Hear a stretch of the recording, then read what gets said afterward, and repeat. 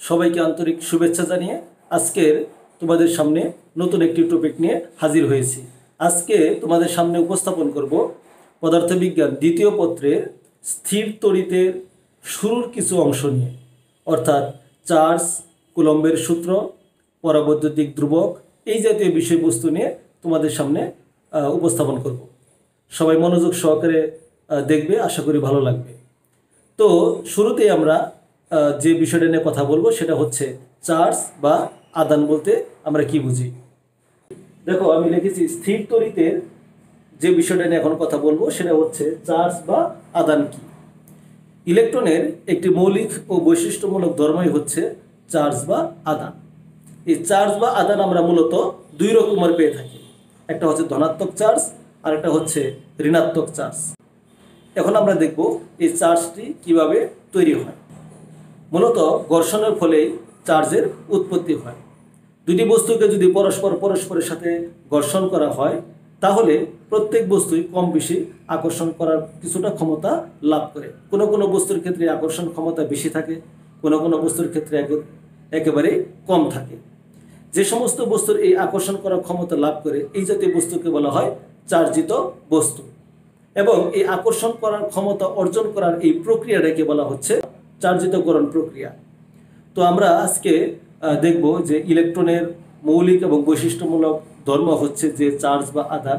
এই আদানের প্রবাহের ফলে মূলত তড়িৎ প্রবাহিত হয়। স্থির বা গতিশীল আদানের প্রকৃতি ও প্রভাব বা ক্রিয়াকে বলা হয়ে থাকে তড়িৎ ক্রিয়া। এই তড়িৎ ক্রিয়াকে আমরা আবার দুই ভাগে ভাগ করতে পারি। একটা হচ্ছে স্থির তড়িৎ, একটা হলো স্থির তড়িৎ আর একটা হচ্ছে চলতড়িৎ। স্থির তড়িৎ হচ্ছে যে স্থির আদানের ক্রিয়া বা প্রভাবকে বলা হবে স্থির তড়িৎ, আর গতিশীল চার্জের ক্রিয়া ও প্রভাবকে বলা হবে চলতড়িৎ। এখন তোমাদের সামনে আলোচনা করব আদানের কোয়ান্টায়ন নিয়ে। একটা বস্তুতে আদানের পরিমাণ থাকবে যে একটি ন্যূনতম মানের পূর্ণ সংখ্যার গুণিতক, অর্থাৎ অপূর্ণ কোনো সংখ্যার গুণিতক হতে পারবে না। এই ন্যূনতম সংখ্যাটা কি, অর্থাৎ ন্যূনতম কার সাথে তুলনা করে আমরা বলবো এই বস্তুতে আদানের পরিমাণ কত আছে, সেই ন্যূনতমটা হচ্ছে ইলেকট্রনের চার্জের পরিমাণ। অর্থাৎ একটা বস্তুতে মোট চার্জের পরিমাণ হবে ইলেকট্রনের চার্জের পূর্ণ সংখ্যার গুণিতক। আমরা জানি ইলেকট্রনের চার্জের মান কত। ইলেকট্রনের চার্জের মান হচ্ছে E = 1.6 × 10⁻⁹ কুলম্ব। অর্থাৎ এটা হচ্ছে একটা ইলেকট্রনের চার্জ। কোনো বস্তুতে চার্জের পরিমাণ হবে এই ইলেকট্রনের যে চার্জটা আছে 1.6 × 10⁻⁹ কুলম্ব, এই চার্জের পূর্ণ সংখ্যার গুণিতক হবে।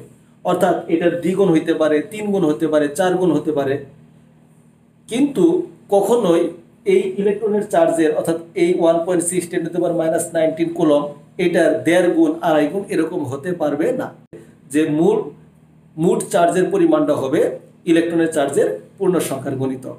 তাহলে আমরা একটা বস্তুতে ইলেকট্রনের মোট চার্জকে আমরা কত লিখতে পারবো? আমরা Ne দ্বারা লিখতে পারি। অর্থাৎ মোট চার্জের পরিমাণ হচ্ছে Ne এর সমান। এখানে n হচ্ছে পূর্ণ সংখ্যা, ই দ্বারা আমরা তো বললাম ইলেকট্রনের চার্জ। তাহলে একটা বস্তুতে মোট চার্জের পরিমাণ হতে পারবে 4e, তারপরে হচ্ছে 5e, -6e, প্লাস মাইনাস যে কোনো কিছু হতে পারে। তার মানে এই জিনিসগুলো তার পক্ষে হওয়া পসিবিলিটি হতে পারে। তাহলে হতে পারে না কোনটা?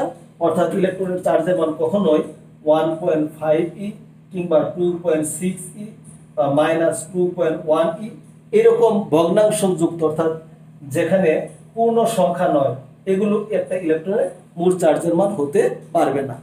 এই ঘটনাই হচ্ছে চার্জের বা আদানের কোয়ান্টাম। আশা করি বিষয়টা সবাই বুঝতে পেরেছ। এবার আমরা দেখব বিন্দু চার্জ বলতে আমরা কি বুঝি।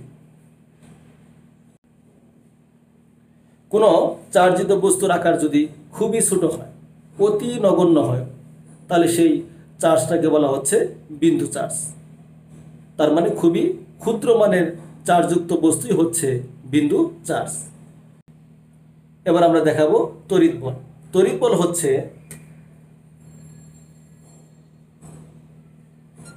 ধরো আমি একটা মাঝখানে প্লাস চার্জের চার্জযুক্ত বস্তু নিছি, এই বৃত্তাকার যে অংশটা দেখাচ্ছি এটা হচ্ছে এই চার্জ প্লাস চার্জের চার্জযুক্ত বস্তুর একটা ক্ষেত্র, যে পর্যন্ত এই প্লাস চার্জের একটা প্রভাব কাজ করে।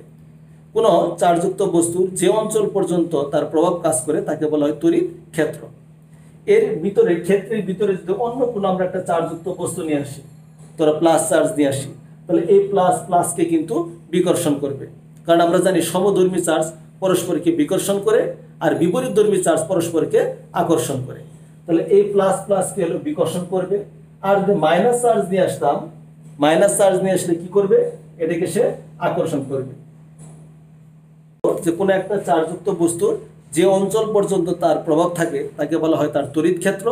এই ক্ষেত্রের ভিতরে অন্য কোনো একটা চার্জযুক্ত বস্তু নিয়ে আসলে তার উপর যে বল কাজ করবে সেই বলটাকে বলা হচ্ছে তড়িৎ বল। এই তড়িৎ বল কিন্তু দুই রকম হতে পারে। দেখো, আমি যদি মাইনাস নিয়ে আসি প্লাস ক্ষেত্রের ভিতরে তাহলে আকর্ষণ বল কাজ করবে, আর প্লাস ক্ষেত্রের ভিতরে যদি আমরা আরেকটি প্লাস নিয়ে আসি তাহলে কিন্তু বিকর্ষণ বল কাজ করবে। এই আকর্ষণ এবং বিকর্ষণ বলের উপর ভিত্তি করে বিজ্ঞানী কুলম্ব একটা সূত্র প্রদান করেন, যেটাকে কুলম্বের সূত্র বলা হয়। এখন আমরা এই কুলম্বের সূত্রটি ব্যাখ্যা করব। আমি আলোচনা করব এখন কুলম্বের সূত্র। আমরা দুইটা চার্জযুক্ত বস্তু নিয়েছি, একটা এই বিন্দুতে একটা চার্জ আছে Q1, বি বিন্দুতে একটা চার্জ রাখছি আমরা Q2। এই দুইটা চার্জযুক্ত বস্তু সমধর্মীয় হতে পারে, বিপরীতধর্মীয় হতে পারে। আর আমরা এটাও জানি সমধর্মী হলে পরস্পরকে বিকর্ষণ করবে, বিপরীতধর্মী হলে পরস্পরকে আকর্ষণ করবে।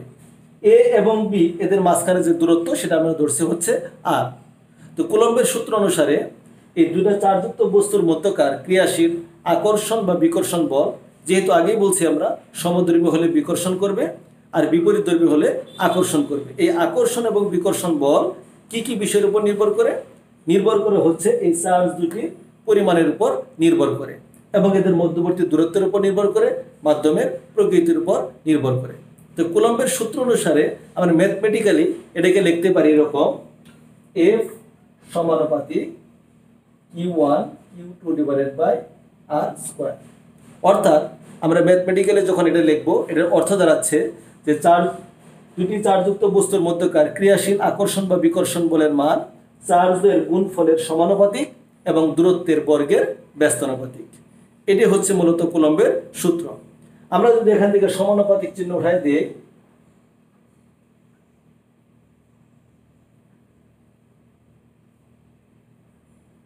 আমরা একটা সমানুপাতিক চিহ্ন নিয়ে আসলাম, সেটা হচ্ছে সি। এই ধ্রুবককে সি ধ্রুবককে কুলম্বের ধ্রুবকও বলা হয়। এখন যদি আমরা বলের একককে নিউটনে, তারপরে হচ্ছে চার্জের একককে কুলম্বে এবং দূরত্বের একককে মিটারে যদি আমরা প্রকাশ করি, তাহলে শূন্য মাধ্যমে আমরা এই যে সি ধ্রুবক এর মান আমরা কত পাই? লেখো, সি লেখা যায়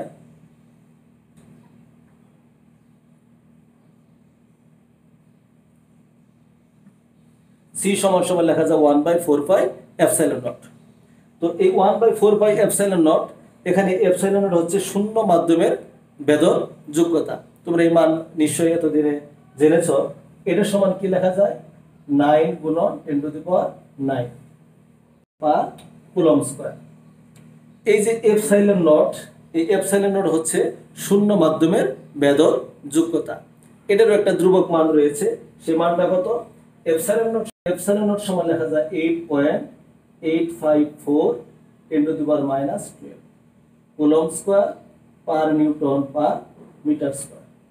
তো আমাদের এই মানগুলো কিন্তু অবশ্যই মনে রাখতে হবে, এপসাইলন নটের মান, এবং একক সহ মনে রাখবে।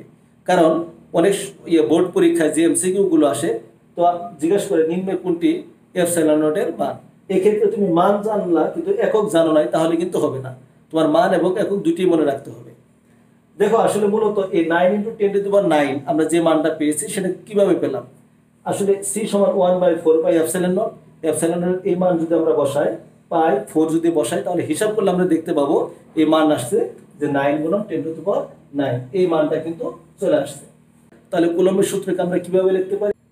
তাহলে আমরা F সমান সমান পাচ্ছি 1/4 epsilon naught Q1 Q2 divided by R square. এটা হচ্ছে আমাদের কুলম্বের সূত্র। আমরা ম্যাথমেটিক্যালি যখন গাণিতিক সমস্যার সমাধান করব, তখন আমরা এই সূত্র দিয়ে কিন্তু হিসাব করব।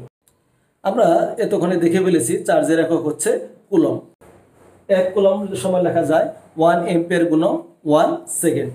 অর্থাৎ কোনো পরিবাহীর ভিতর দিয়ে 1 অ্যাম্পিয়ার তড়িৎ প্রবাহ যদি 1 সেকেন্ড ধরে প্রবাহিত হয়, তাহলে ওই পরিবাহকের মধ্য দিয়ে যে পরিমাণ চার্জ প্রবাহিত হবে তাকে বলা হচ্ছে 1 কুলম্ব। এটা হচ্ছে চার্জের একক। আমরা শূন্য মাধ্যমে কুলম্বের সূত্র কি লিখলাম? F সমান সমান 1/4 pi epsilon naught Q1 Q2 divided by R square. অন্য যে কোনো মাধ্যম যদি থাকে, অর্থাৎ এরকম যদি বলা থাকে কে পরাবৈদ্যুতিক মাধ্যমে এই কুলম্ব বল সমান কত হবে? F সমান হবে 1/4 পাই এপসাইলন নট। এখানে কিন্তু নিচে কে পরাবৈদ্যুতিক মাধ্যম থাকে, এটা ধ্রুবক কে চলে আসবে। তারপরে হচ্ছে তোমার Q1 Q2 divided by R square. তার মানে কে পরাবৈদ্যুতিক মাধ্যম থাকলে তাহলে আমরা এই সূত্র এখানে লিখবো হচ্ছে 1/4 পাই এপসাইলন নট কে Q1 Q2 divided by R square. শিক্ষার্থীরা এবার দেখো পরাবৈদ্যুতিক ধ্রুবক, আমরা যে কে পরাবৈদ্যুতিক ধ্রুবকের ক্ষেত্রে কুলম্বের সূত্রকে ভিন্নভাবে উপস্থাপন করলাম, সেই কে সমান লেখা যায় F divided by Fm। F হচ্ছে কি, আমি এটা লিখছি শূন্য স্থানে দুটি আধানের মধ্যে ক্রিয়াশীল বল, শূন্য মাধ্যমে দুটি আধানের মধ্যকার ক্রিয়াশীল বল, এবং অন্য যে কোনো মাধ্যমে, যেটা আমি লিখে দিয়েছি দেখো, অন্য কোনো মাধ্যমে একই দূরত্ব 1 থাকবে, ওই দুই আধানের চার্জের মানও একই থাকবে, শুধুমাত্র মাধ্যমটা চেঞ্জ হয়ে যাবে। এদের মধ্যে ক্রিয়াশীল বল, এই দুই বলের অনুপাতকে বলা হচ্ছে ওই মাধ্যমের তড়িৎ মাধ্যমাঙ্ক। তাহলে আমরা দেখলাম শূন্য মাধ্যমে দুটো আধানের মধ্যে ক্রিয়াশীল বল, অন্য যে কোনো মাধ্যমে একই দূরত্বে ওই দুই চার্জের মধ্যকার ক্রিয়াশীল বলের অনুপাতকে বলা হয় ওই মাধ্যমের তড়িৎ মাধ্যমাঙ্ক বা পরাবৈদ্যুতিক ধ্রুবক। শিক্ষার্থীরা এবার খেয়াল করো, আমরা গাণিতিক সমস্যা সমাধান করব। আমি বোর্ডে একটা প্রশ্ন লিখেছি। প্রশ্নটা হচ্ছে হাইড্রোজেন পরমাণুতে ইলেকট্রন ও প্রোটনের মধ্যে ক্রিয়াশীল বল নির্ণয় করো। ইলেকট্রনের কক্ষপথের ব্যাসার্ধ 5.3 × 10⁻11 মিটার হলে ইলেকট্রনের রৈখিক বেগ নির্ণয় করো। ইলেকট্রনের ভর এবং চার্জ দেয়া আছে। তাহলে আমরা এটা কিভাবে সহজে করতে পারি? সমাধান করি। এখন আমরা জানি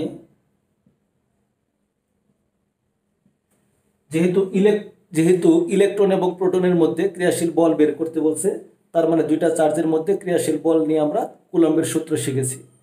কি জানি? F সমান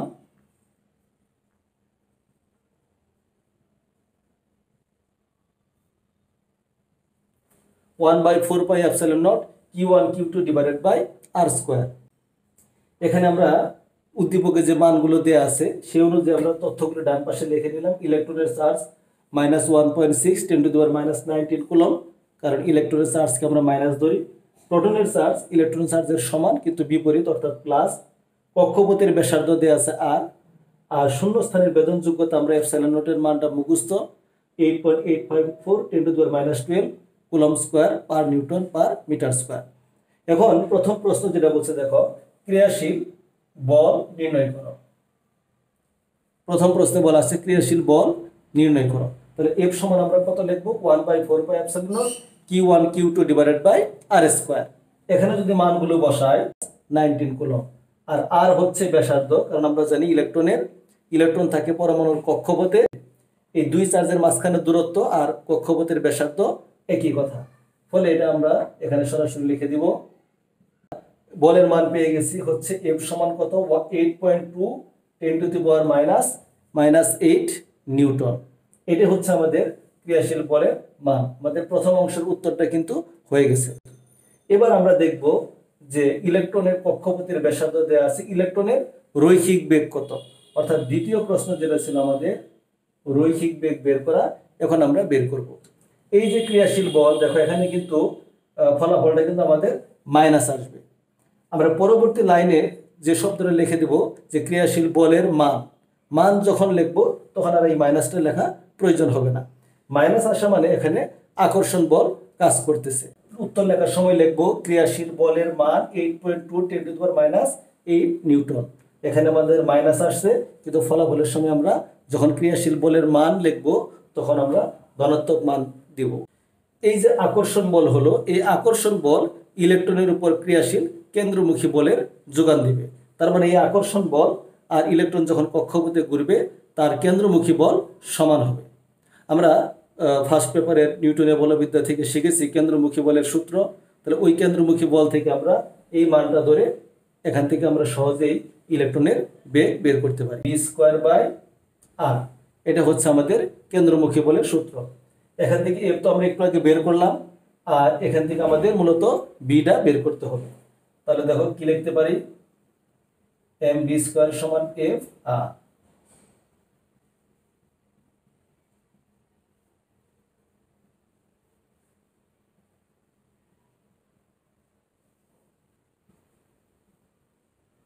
2.18 10⁶ মিটার পার সেকেন্ড, এটা হচ্ছে আমাদের বেগের মান।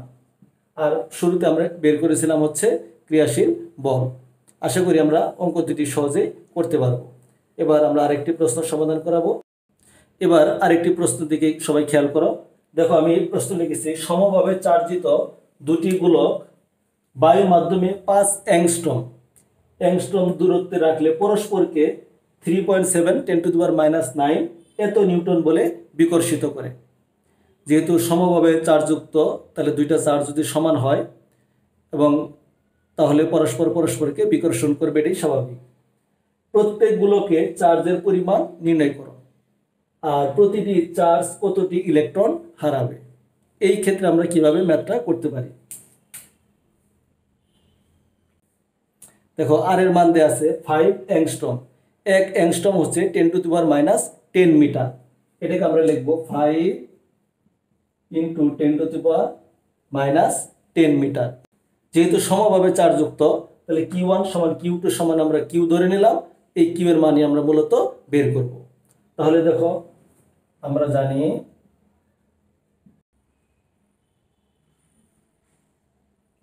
Q1 Q2 / r²। তাহলে দুইটাই যদি Q লিখি তাহলে ফলাফল হয়ে যাবে Q²। আবার কিন্তু এখান থেকে Q এর মান বের করতে হবে, বা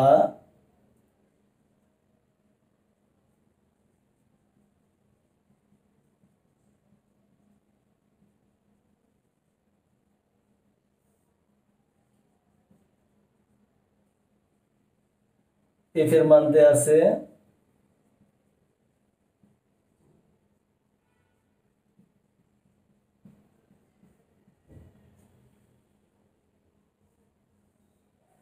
আমরা বর্গমূল করে ক্যালকুলেটরে যদি হিসাব করি সহজেই কিন্তু মানটা পেয়ে যাব।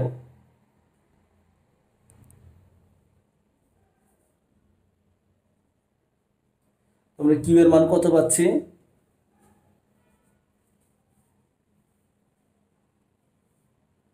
আমরা মানটা একটু উপরে লিখি।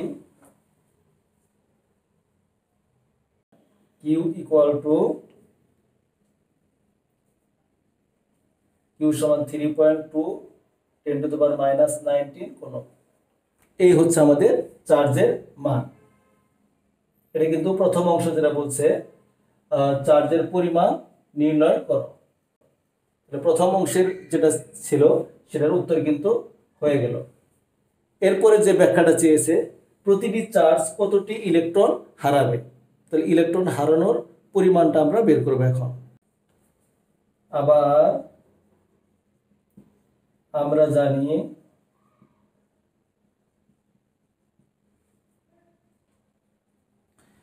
জানি কিউ সমান এন ই। আমরা জানি আধানের কোয়ান্টামের ক্ষেত্রে শিখছি, যে কোনো বস্তুতে মোট চার্জের পরিমাণ হবে ইলেকট্রনের চার্জের পূর্ণ সংখ্যার গুণিতক। সেই হিসাবে আমরা এখান থেকে এন এর মান বের করব, Q/E। তো কিউ এর মান বসায়, কিউ এর মান কত আছে 3.2 10⁻⁹।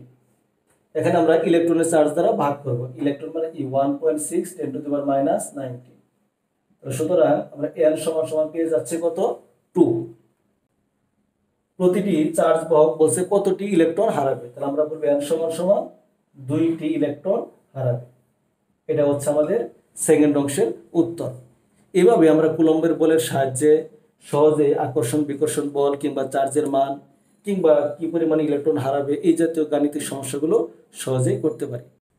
তোমাদের প্রত্যেকের কাছে মূল বই রয়েছে, এই মূল বইগুলো ভালো করে পড়বে, সেখানে যে বৈশিষ্ট্য বা যে বিষয়গুলো ব্যাখ্যা দেওয়া আছে সেগুলো দেখবে এবং উদাহরণের ভিতরে যে গাণিতিক সমস্যাগুলো দেওয়া আছে এটা প্রথম করবে। তোমাদের অনুশীলনীর যে গাণিতিক সমস্যাগুলো আছে সেটাও অনুশীলন করবে। পরবর্তীতে কোনো একটি ক্লাস নিয়ে তোমাদের সামনে আবার উপস্থিত হব। আজকের মতো এখানেই বিদায়। ধন্যবাদ সবাইকে।